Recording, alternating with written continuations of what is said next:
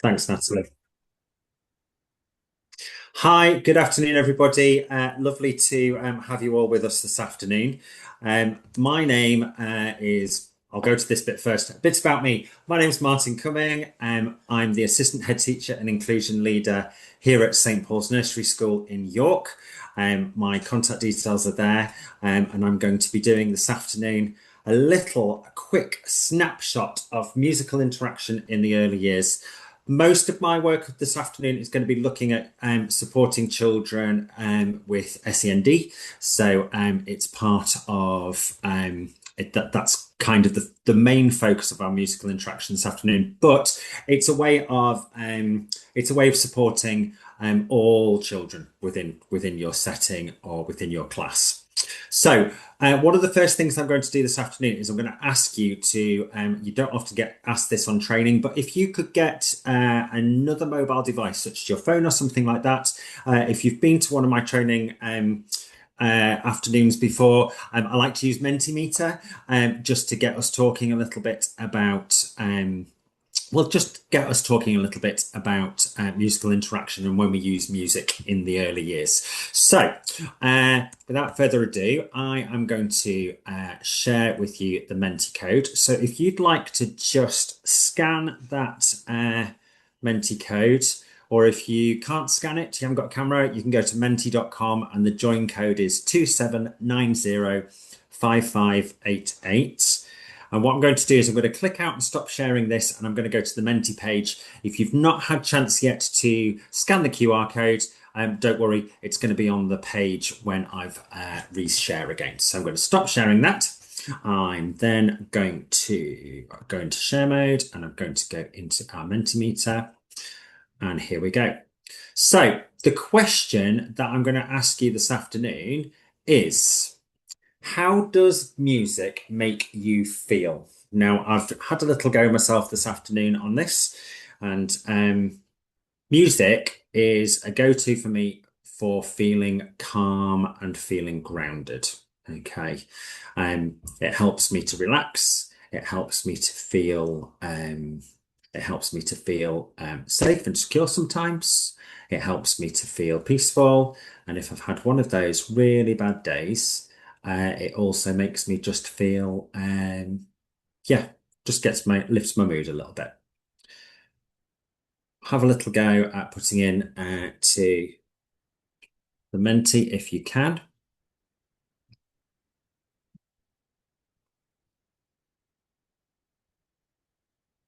If you're unable to do it on the Menti, you might be able to put it in the chat. You could put it in the chat if you've not managed to scan that. Can have a little look at the chat. How does music make you feel?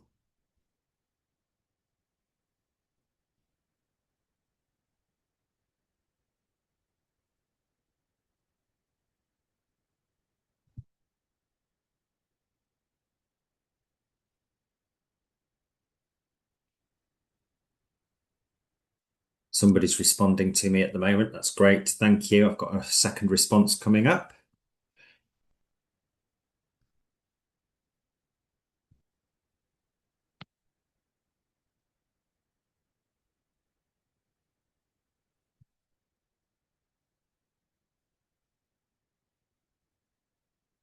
No, that doesn't seem to be working. I'm hoping you can still hear me. Not seeing anybody typing in the chat.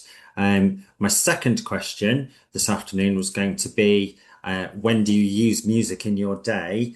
I was hoping that get a couple of responses about when you might use music in your early years setting during the day. One of the times that I use music during the day is we use it for transitions between different activities and things throughout the day.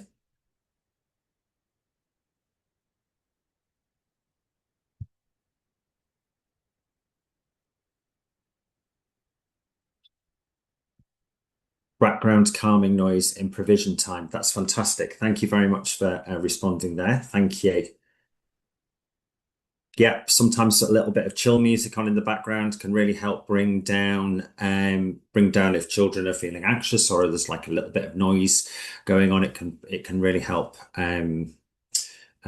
support that. Classical music's often nice just to have playing in the background, or you might have nursery rhymes and things. Classic piano calming music while the children play. Fantastic, thank you. Yeah, I'm going to get his name completely wrong, but I think it's Ludovico Iannudi. Some of his piano music is just great, just to bring children sort of like feeling calm and relaxed. That's brilliant.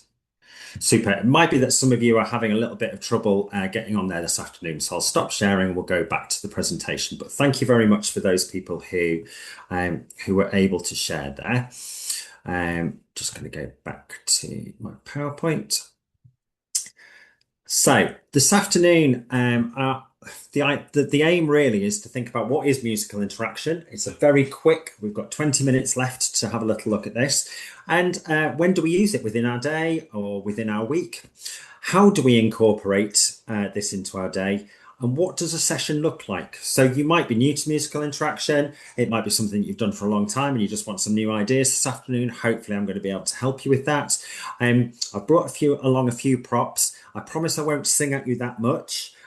Because if this is going on YouTube, you don't want to hear that on YouTube. So let's have a little think then. So musical interaction, what is it? Well, it's an approach that uses music, rhythm, and props. And it's used really to build communication skills. So it might be that you're using it within a group time, within a group of children. It might just be that you're doing it one to one with a child. It might be that you're doing one to two. It depends. It might be you're doing it with the whole class. It depends on how you want to use it and how confident you feel in using it. It's about building social skills as well. So we've got some children, obviously, we have children with differing needs within our setting. I'm sure you do too. And we're thinking about building social skills. We're thinking about interactions between other people as well. So whether that's social interaction between you and a child, or it might be social action between peers, children within the group. We have a lot of children here at Nursery who have social communication differences. And so we find that musical interaction is a really good way, a really key way to help with that building that social interaction and building upon those skills. And also with supporting, next steps on how we can then use some of those skills that you've taught through social interaction, moving into other group times and other learning within setting. So, one thing I'm going to say this afternoon is it's not just about singing. So, it's focusing on real key skills that children need to learn. So, those key skills include developing eye contact. So, it might be that if you're passing something round, or if you're introducing, say, a bag full of instruments, and you're wanting a child to choose that, you're using language, but you're also trying to develop that eye contact between you and the individual that you're communicating with. It might also be that you're going to use some gesturing. So our hello song, which I will sing at you a bit later, if I feel brave enough, we use a little bit of Makaton in that because actually some of our children are non-speaking and we want to help develop the skills to help them to be able to communicate with the wider world, to help them on that beginning of their journey of communicating with others. We might also be looking at turn-taking skills. So it might be that I do a beat of rhythm on a drum and I want somebody to copy that. It all depends on what sort of level the children that you're working with is. It's also talking about shared attention. So you're sharing an experience, and so you're wanting to develop that shared attention, which again links into further learning, in the wider setting. It builds anticipation. What is going to happen next? Are you going to surprise them? Are you going to do loud noises? Are you going to do soft noises? How are you going to do the beat? Things like that. You might also be thinking about emotional well-being. So emotional well-being, I think that a musical interaction session should be fun. We try and have a lot of fun because children are going to be more likely to engage in what you're doing if you are helping to make it highly motivating for them, especially for those children who, again, who have communication differences and who may have differences that you um, need to support. And then also shared enjoyment. So, um, bear with me because we've gone back too many there. So what this looks like in practice. So we're looking at copying. So for example, if a child is beating a rhythm on a drum, or they've got a triangle or a tambourine and they're playing a rhythm and there's a pause, you might want to mirror that back because you're looking at communication and you're looking at how you're supporting that and how you're supporting you know the next steps in that learning. You might sing back a vocalization from a child. It might not necessarily be a word, but it might be part of a tune. It might be some sound, but you might want to sing back that vocalization because it's a two-way street. You're trying to have that interaction. You're talking about building interaction. You might want to pause during familiar songs for children to fill in the word or the refrain. We do a lot of nursery rhymes and a lot of songs that you can develop and build anticipation through. So, for example, one of our little girls here in setting, she recently has started speaking more words, but the way that she does that is quite often through song or through repetition. So, for example, if you see a lion, so if you're singing "Row, row, row your boat gently down to the shore," if you see a lion, don't forget to, and then you pause and allow them to fill in the gap. So, you want them to say "roar," or you might want to "roar," but you do it so it's highly motivating. And then if the child mirrors that back to you, then you're going to praise them for doing that. You might be matching movement with rhythm. So we do a lot of work around like do disco and flipper flappers. So flipper flappers when you've got two pieces of material and you're using gross motor movements, but you're matching movements with rhythm. So you've got music playing and you're playing along with that. And then also you might be using a lot of repetitive songs. So like, as I say, you might be using the old classics of nursery rhymes, or you might even want to use some more upbeat, familiar songs. So, what is our role as an adult when we're doing musical interaction? And again, I'm not a music therapist, but this is just me as a practitioner. I'm a teacher, so this is just how we follow in our setting. So we're thinking about observing. So carefully, we're observing the children that we're working with, and we're following their lead. Because I think sometimes if we're very good sometimes at sort of like, right, you follow me, but actually sometimes we should follow, children's leads. So we're following what they're doing. If a song is developing some of those core things that we've mentioned already, then don't be afraid to run with it. So if you're just using sounds rather than words, then you've still got that interaction. We're then thinking about small step instructions. So we're making the session accessible to children.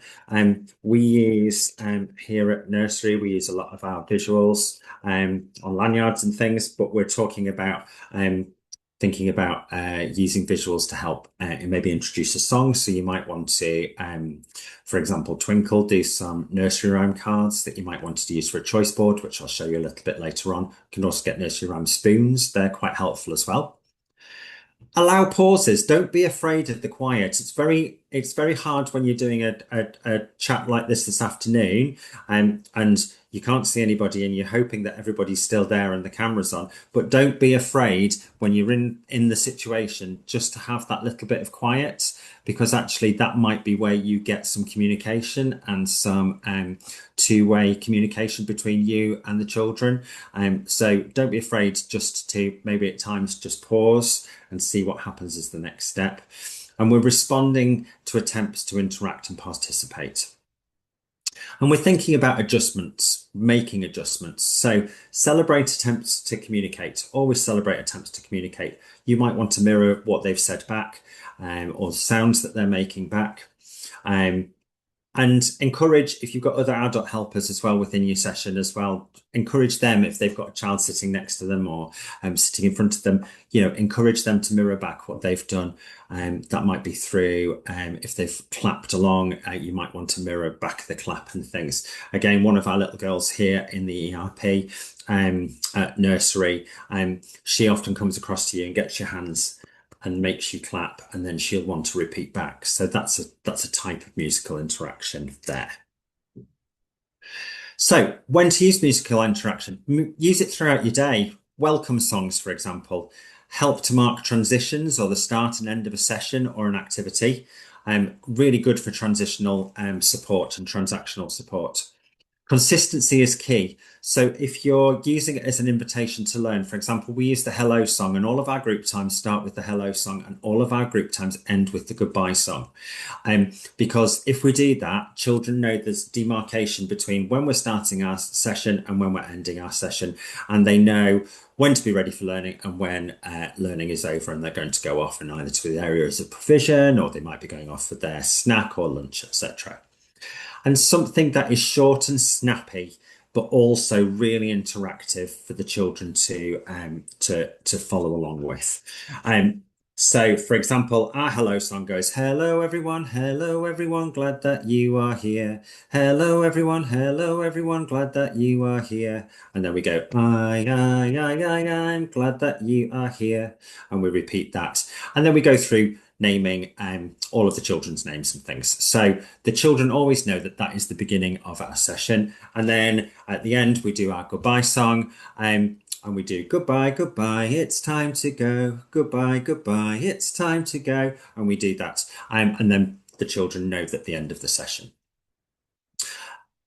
But you might also be using music for transition throughout the day. So you might use instrument shakes. So we use shakers to ask the children to stop if you're wanting to get their attention for something, or to start a new activity or to move on. So, for example, we might use a song for tidy up. You might not want to sing that. You might have that on your device within your setting, or you might have it on a CD or on a whiteboard. But it also helps children's attention to mark that transition from one end of a session to another. And then end of session song, as I've said, we do our goodbye song to mark the end, so the children know when your learning is moving on to the next thing. So different types of sessions that we might do. So for example, we might do a sensory story session using music. So for example, the classic Going on a Bear Hunt, you might want to use music and rhythm to help tell that story. So there's already going on a bear hunt, going to catch a big one. So you could use that. But you can also use musical instruments to make the sounds of all of the different parts of the story, to make that interactive and to have that musical interaction with that. So for example, just some ideas that you could use. So for example, you might have a tray, you might have jelly, and if you obviously it's going to get a bit messy, but you might want to use jelly for the sound of thick, oozy mud, because you're using sound. You might not be using a musical instrument, but you're using sound, like a soundscape, to help tell the story. You might want to use, for example, pasta, for example, like dried pasta in a tray to make the sound of the swaying grass. You can move it slowly from side to side. Or it might be the snowstorm. If you move it a little bit more vigorously, it will make that sound of snow. Just use one of the grapnel trays and use it that way. But there are also all sorts of different books that you can use musical and sensory ideas with. That's just one of the ideas that I was thinking about when I was planning this session this afternoon. You might want to do some turn-taking activities, with drums, for example. So you might want to beat the drum in time to the music. So all of the children might have a drum. Probably better for a smaller session, but when I was working in primary school, one of the sessions that we used to do were the whole class with big drums. which was a brilliant sound because it gets you right in the chest. But you might want to use drums, so copy and repeat. But you might want to do that with a song. So, for example, one of the songs that we sing here at Nursery is I Have a Little Drum. So it's I have a little drum and I play it on the beat. So you might want to do softly on the beat. You might want to do loudly on the beat. You might want to do quickly on the beat, or you might want to do slowly on the beat. So you're using music and that interaction, and you're trying to build that interaction up between yourself and the children that you're working with. Or you might want to find songs that has good rhythm to learn. So you might want to use Row, Row, Row Your Boat, for example, because you've got movement as well as the music that you could go with that. And you can have somebody, you might want to do the movement, somebody else might want to do the beat. You could use a block. But it's a really good way of just getting children interacting into that song. So I said that I've got some props just to the side of me here. So we use a lot of props for our musical interaction sessions. So you might want to use Lycra. So I'm hoping you can see this big sheet of Lycra, and you can buy it online. You can go to the market and buy some from material shops and things like that. Really good stretchy material, but you can stretch it in a circle, and then children sitting around it.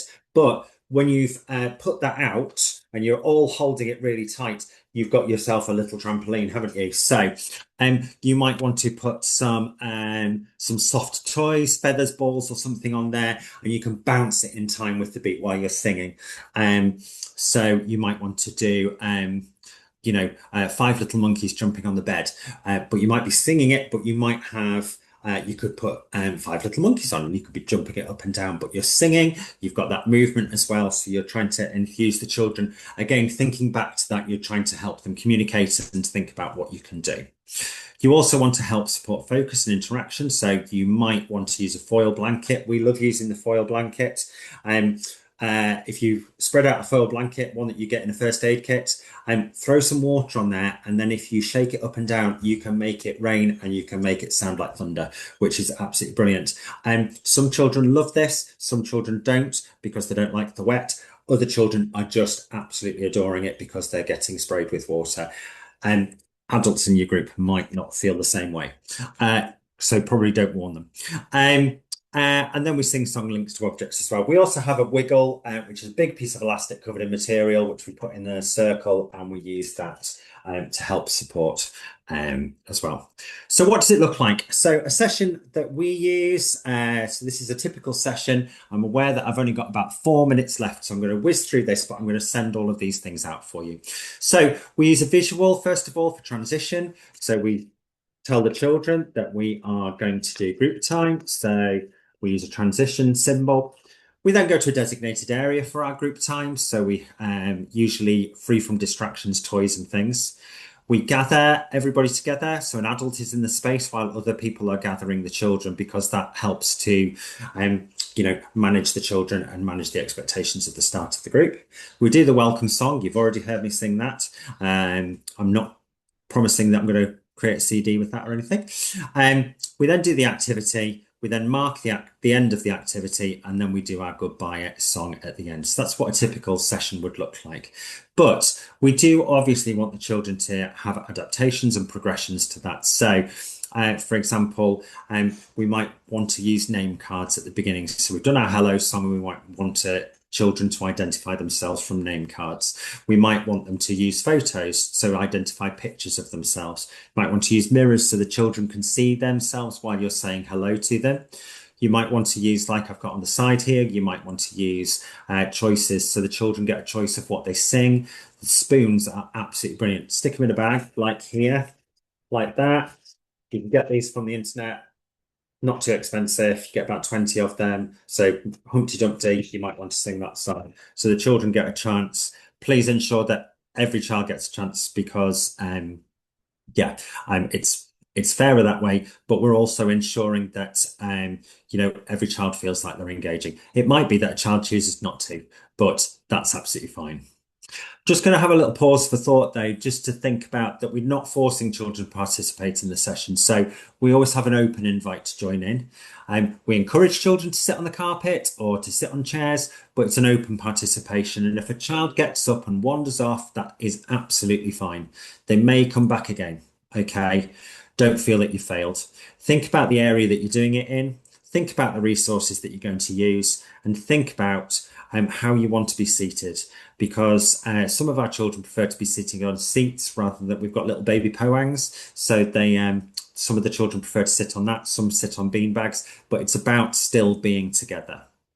So, list of resources there for you, just as a whistle-stop tour of resources that you could use. There are so many out there. So, for example, bag of instruments, large lycra circle sheet, giant wiggle, foil blanket, name cards, nursery rhyme spoons, etc. You might want to use bubbles, feathers, softballs, teddy bears, etc., and an instrument bag. Because you might want the children to choose what instruments they were going to use. What I will send through to you with the slides, and I'll send this over to Natalie after we've done this, is I'm going to send you a planning sheet. So this is just an idea of what we use. Now on our planning sheet, I also put the Makaton signs that we might be using. So you might be wanting to think about which children you're going to have in the group, which staff you're going to have, and our planning goes over a week. So you've got the ideas down the side, but then you've got observations. So if a child has done something for the first time, celebrate that wow moment. You might want to send that home on your app if you've got an app. And I am just coming in at 4:30. So what I'd like to say is thank you so much for attending. I'm sorry it's been a whistle-stop tour, and I'm sorry that Menti didn't work very well at the beginning. That's knocked a few minutes off our learning this afternoon. If you have got any questions or anything, please do not hesitate to contact me. My email address is there. Happy to have an email conversation or even a chat if you want any further information. As I say, I'm sending over to Natalie this afternoon. I'll send over the slides and I'll also send over the PowerPoints that anything that we've got this afternoon will be hyperlinked. But thank you so much for attending this afternoon. I'm going to stop sharing, and if Natalie, you want to stop recording, that would be great.